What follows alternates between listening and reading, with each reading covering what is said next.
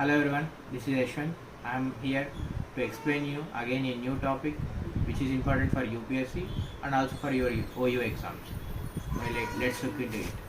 Local government, which is not new to our Indian society because it started way back in Chola's time. The Cholas was very powerful because of this local administration. They gave much importance to it. Now let's see what is this local government and how it got constitutionalized in Indian constitution. Let's see part 9 of Indian constitution deals with this local government, and this local government was divided into two streams. One is Panchayat Raj and another one is municipalities. This municipalities was mentioned in 12th schedule of our Indian constitution, and Panchayat Raj was mentioned in 11th schedule of our Indian constitution. And remember, this is important, the articles 243 to 243O deals with this Panchayat Raj institution. Now let's see when it got constitutionalized. The concept of adding this local self-government was an idea of Rajiv Gandhi, but he got failed. Later, in 1992, P.V. Narasimha Rao added this local self-government in Indian Constitution as 73rd Constitutional Amendment Act. And the main motto of the government, by adding this local self-government, they want to ensure democracy at grassroots level and interest with rural development. Now let's see how it started and what happened then. We got independence in 1945, and our first elections held from 1951 to 52. Later, the first elections, Pandit Jawaharlal Nehru won the elections, and he introduced this program called Community Development Program on October 2nd with the blessings of Gandhiji. And later the year 1953, he introduced another program called National Extension Service. To know the feedback of these two programs, he appointed Balwant Rai Mehta, and in 1957 Balwant Rai Mehta reviewed these programs and gave report on 1957. Let's see what's the recommendation. Democratic decentralization is the main motto of this Panchayat Raj institution. So he recommended three-tier Panchayat Raj institution. Like, what is this three-tier? Let's look into it. The Panchayat Raj institution was divided into three levels. One is district level, and another one is mandal level, another one is village level. The village level administration is called Gram Sabha, and the mandal level is called Panchayat Samiti, and district level is called Jilla Parishad.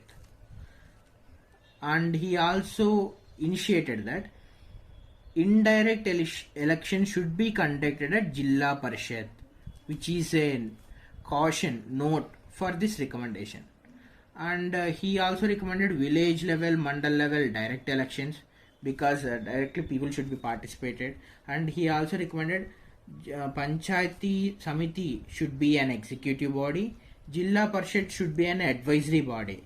And he also recommended that district collector should be the chairman of Jilla Parishad to avoid political intervention in this system, which is very good. And he also recommended for genuine transfer of powers and financial support.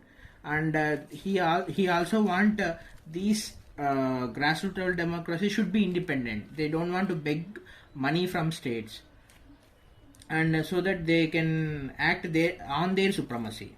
And what happened to his recommendations? NDC, National Development Council, accepted his recommendations in 1958, which is very much important because the NDC is now in the place of NDC. Planning Commission is acting.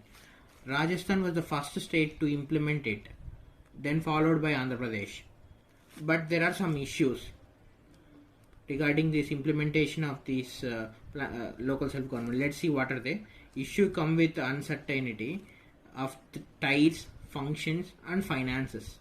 Rajasthan adopted three-tier system. Tamil Nadu adopted two-tier system, where West Bengal is adopted four-tier system.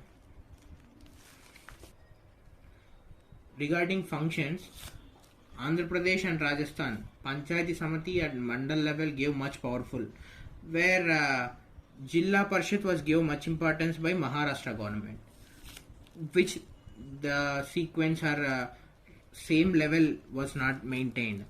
Later, after the 1960 to 1976, many committees were appointed to study this Panchayat Raj institution. But in that, we prefer much to read about Ashok Mehta Committee, which was appointed in 1977, appointed by Janata government.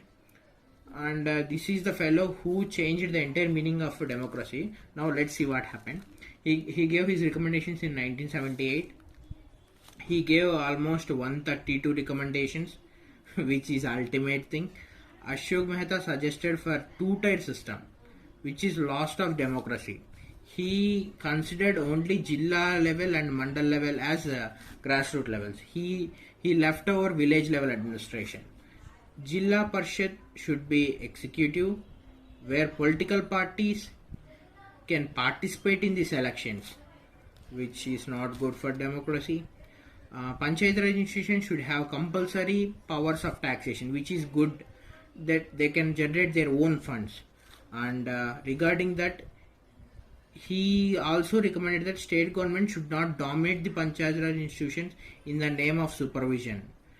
And the state level should leave free hand to this Panchayat Raj institution in order to generate their own funds, in order to maintain their values.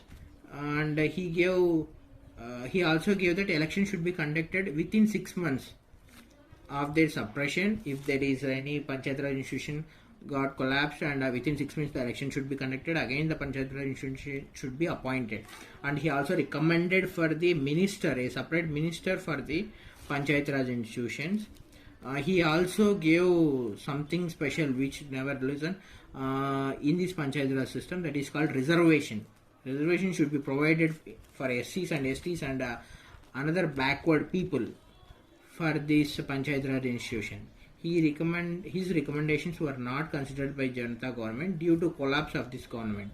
But the states like Karnataka, Bengal, and also Andhra Pradesh followed few recommendations.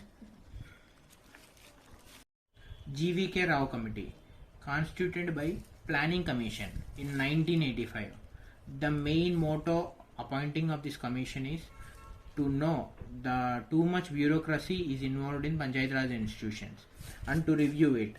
Then GVK Rao recommended few recommendations like district should be proper unit of planning, which is good for that.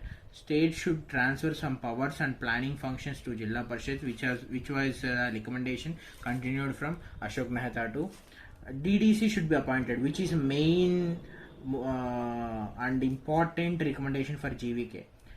District Development Commissioner should be created. The post should be created, and the appointment of District Development Commissioner should be appointed for the development of the Panchayat Raj institution at the district level. Then the regular election should be conducted in Panchayat Raj institutions. Now let's come to the recommendations of L.M. Singhvi committee, which is very much important, and he gave the very much recommendation that constitutionalization of Panchayat Raj institution. That why his recommendation is very important, and there is important bit for UPSC, like a statement. Who recommended the constitutionalization of Panchayat Raj institution? Answer is L.M. Singhvi. Now let's see. This was appointed by Rajiv Gandhi government to know, revitalization of Panchayat Raj institution, to review the Panchayat Raj institution functions. Now he gave the following recommendations. He asked for the constitutionalization of Panchayat Raj institution, and he asked for the adding of new chapters in our constitution for the regular free fair elections of the Panchayat institutions. He also recommended for Nyaya Panchayat should be established for village clusters.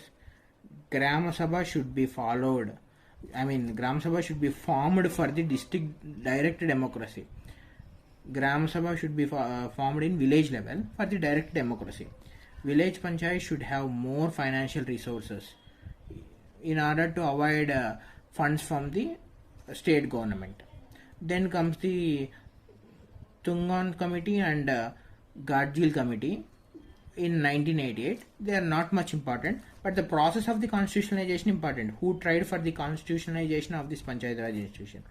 Rajiv Gandhi tried to introduce it as 64th and 65th bills, but the bills was lapsed in Rajya Sabha. Later, VP Singh also tried, but he failed. But finally, PV Narasimha Rao government introduced the 73rd, 74th Constitutional Amendment Act, and he got successful by adding them.